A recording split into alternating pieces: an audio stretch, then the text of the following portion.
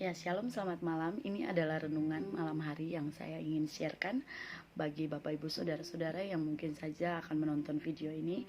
Dan saya sangat berharap bahwa Bapak Ibu Saudara bisa benar-benar membuka hati untuk bisa menerima kebenaran ini, menjadi satu kekuatan bagi kita, juga menjadi satu awasan bagi kita sebagai orang-orang percaya dalam menjalani kehidupan kita untuk menantikan kedatangan Tuhan yang kedua kali. Bapak Ibu Saudara, sebelumnya mari kita akan berdoa bersama-sama untuk kita masuk dalam pembacaan firman Tuhan.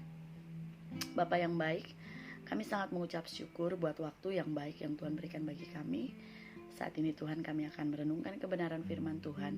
Biar Tuhan Engkau berbicara bagi kami semua yang akan mendengarkan kebenaran firman Tuhan ini dimanapun kami berada, sehingga firman Tuhan ini benar-benar termaterai dalam kehidupan kami. Kami boleh menjadi orang-orang yang peka dengan apa yang menjadi maksud Tuhan bagi kami, dan kami boleh menyenangkan hati Tuhan lewat kehidupan kami. Terima kasih Bapa, terima kasih Tuhan. Dalam nama Tuhan Yesus kami sudah berdoa dan mengucap syukur sambut firman-Mu. Haleluya, amin. Bapak Ibu Saudara yang terkasih dalam Tuhan kita Yesus Kristus, renungan yang saya ingin bagikan bagi kita semua saat malam hari ini terambil dari Lukas pasal 13 ayat 22 sampai ayat yang ke-30. Bapak Ibu boleh baca. Ya, di situ berbicara tentang seorang yang bertanya kepada Tuhan Yesus, sedikit sajakah orang yang akan diselamatkan dan bisa masuk dalam kerajaan surga? Lalu Tuhan Yesus menjawab, berjuanglah untuk masuk melalui pintu yang sesak itu. Bapak Ibu Saudara yang terkasih dalam Tuhan kita Yesus Kristus, banyak orang akan berusaha masuk, tapi mereka tidak akan dapat. Ya, satu-satunya jalan agar kita bisa masuk ke pintu keselamatan adalah melalui Tuhan Yesus Kristus. Ingatlah, banyak yang terpanggil, tetapi sedikit yang terpilih. Mari jangan kita membohongi diri kita dengan berkata, kita sudah nyaman, dan nyaman karena kita sudah jadi Kristen. Betul. Keselamatan diberikan secara gratis karena kita ditebus dengan darah yang mahal, tetapi untuk melangkah masuk ke dalam keselamatan kita harus berjuang dan bertumbuh. Jangan sia-siakan apa yang sudah kita terima. Lukas pasal 13 ayat 22 sampai ayat 27. Banyak orang yang sudah mendengar firman, mengenal Tuhan Yesus, dan telah mengalami persekutuan, makan dan minum dengannya. Namun bagi mereka akhirnya pintu tertutup. Karena apa Bapak Ibu Saudara? Karena mereka semua melakukan kejahatan. Kita bisa memilih untuk hidup di dua dunia. Artinya kita bisa kompromi. Ya, di satu sisi kita sebagai anak Tuhan hidup dalam persekutuan dengan Tuhan. Namun di sisi lain kita juga hidup dengan cara duniawi untuk melakukan kejahatan, yaitu dengan segala sesuatu yang bertentangan dengan firman Tuhan. Namun pada akhirnya pintu keselamatan akan tertutup bagi kita karena kita ditolak. Kita sudah melakukan apa yang tidak berkenan di hadapan Tuhan. Lukas pasal 13 ayat 28 sampai ayat 30. Di situ berbicara tentang bagaimana orang yang melakukan kejahatan akan dicampakkan keluar dari kerajaan Allah, di mana di sana terdapat ratap dan kertak gigi.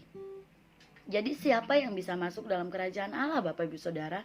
Ya, tidak pandang ras atau suku bangsa, tetapi bagi semua orang dari segala zaman dan generasi yang datang mencari Tuhan dan mengejar hadiratnya, tentunya mereka akan masuk dalam kerajaan sorga. Yang datang terdahulu menjadi terkemudian, dan yang kemudian menjadi yang terdahulu.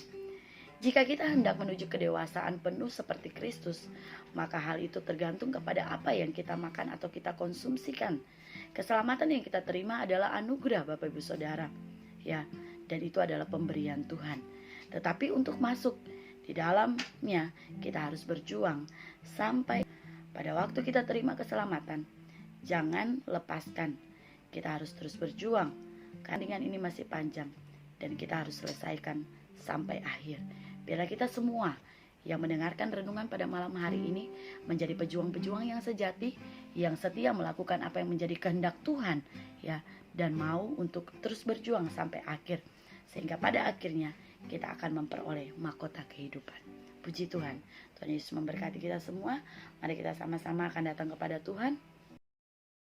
Mari kita naikkan satu pujian bagi Tuhan sebelum kita berdoa mengucap syukur buat firman Tuhan yang sudah kita dengar pada saat ini. Kita naikkan itu pujian. Selidiki aku, lihat hatiku, apakah aku sungguh mengasihi Engkau. Selidiki bagi aku. Lihat hatiku, apakah ku sungguh mengasihimu, Yesus. Kau yang Maha tahu dan menilai hidupku. Tak ada yang tersembunyi bagimu. Telah kulihat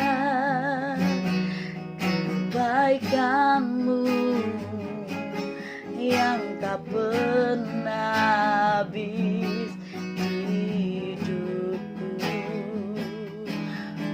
Berjuang sampai akhirnya kau dapati aku tetap setia.